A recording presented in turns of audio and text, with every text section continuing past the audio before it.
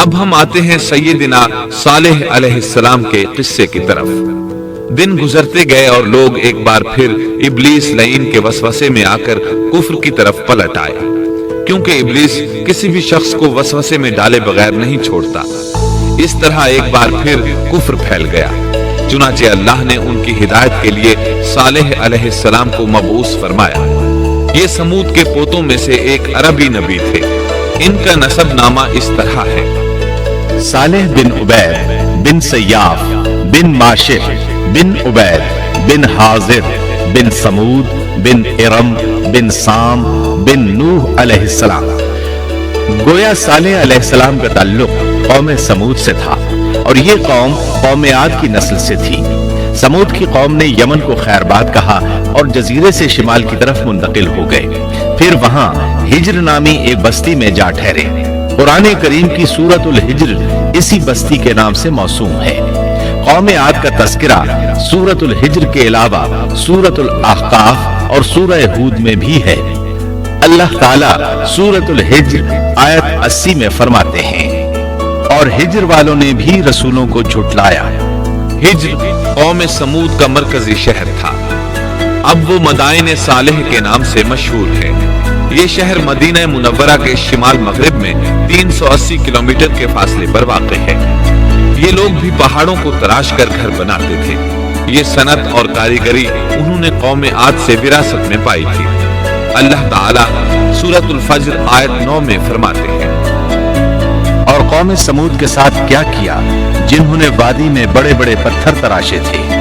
قرآن مجید میں اللہ تعالیٰ ایک مقام پر فرماتے ہیں: اور ہم نے قوم عاد اور سمود کو غارت کیا، جن کے بعض مکانات آپ کے سامنے ظاہر ہیں۔ ان کے مکانات ان کی تباہی سے لے کر اب تک موجود ہیں۔ شام کے راستے میں خیبر، تیما سے تبوک تک قوم سمود کے آثار پائے جاتے ہیں۔ یہ لوگ کس طرح پتھر تراش کر گھر بناتے تھے، اللہ تعالیٰ نے سورۃ الاعراف آیت 74 میں اس کا ذکر کیا ہے۔ اس وقت کو یاد کرو جب اللہ تعالیٰ نے تمہیں قوم عاد کے بعد جانشین بنایا اور تمہیں زمین پر رہنے کا ٹھکانہ دیا کہ نرم زمین پر محل بناتے ہو اور پہاڑوں کو تراش کر ان میں گھر بناتے ہو۔ سو اللہ کی نعمتوں کو یاد کرو اور زمین میں فساد مت پھیلاؤ۔ یہ آیت ان کی طاقت، جسم کی صلاحیت اور ماہر فن ہونے پر دلیل ہے۔ پہاڑوں کو تراشنا دراصل قوم عاد کی عادت تھی۔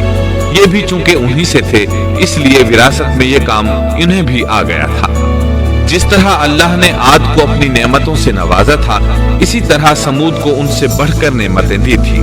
اللہ تعالیٰ صالح علیہ السلام کی زبانی ان سے فرماتے ہیں: اے قوم سمود، کیا تمہیں ان چیزوں میں بے فکری سے رہنے دیا جائے گا، یعنی باغات، چشموں، کھیتوں اور کھجوروں میں جن کا خوشہ ملائم ہے، اور تم پہاڑوں کو تراش کر پرتکلف گھر بناتے ہو؟ بس اللہ سے ڈرو اور میرا کہنا مانو۔ لیکن ان لوگوں نے ہر طرح سے قوم عاد کی پیروی کی، نصیحت پکڑنے کی بجائے بتوں کی عبادت شروع کر دی۔ اللہ نے ان کے درمیان صالح علیہ السلام کو مبعوث فرمایا۔ آپ نبوت ملنے سے پہلے بھی عقل مند اور علم والے تھے، باعزت گھرانے سے تعلق رکھتے تھے، اپنے معاملات میں لوگ ان سے مشورے لیتے تھے، لہٰذا انہیں ایک خاص مقام حاصل تھا۔ لیکن جب آپ نے انہیں ایک اللہ پر ایمان لانے، اس کے سوا کسی کی عبادت نہ کرنے کی دعوت دی تو ان کا ساتھ چھوڑ گئے۔ جواب میں ان سے کہنے لگے: اے صالح، اس سے پہلے تو ہم تجھ سے بہت کچھ امیدیں لگائے ہوئے تھے۔ مطلب یہ کہ پہلے تو ہمارے نزدیک آپ کا بہت مرتبہ تھا، مقام تھا، ہمیں آپ سے بہت امیدیں تھیں، لیکن آپ نے تو یہ باتیں کہہ کر ہماری ساری امیدوں پر پانی پھیر دیا۔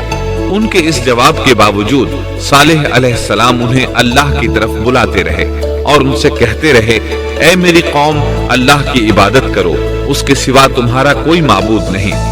تمام انبیاء کی اپنی اپنی قوم کو یہی دعوت تھی کہ اے لوگو، اللہ کی عبادت کرو، اسی نے تمہیں زمین سے پیدا کیا ہے، اسی نے تمہیں زمین میں آباد کیا ہے، اس سے معافی طلب کرو، یقیناً میرا رب قریب ہے اور دعاؤں کو قبول کرنے والا ہے۔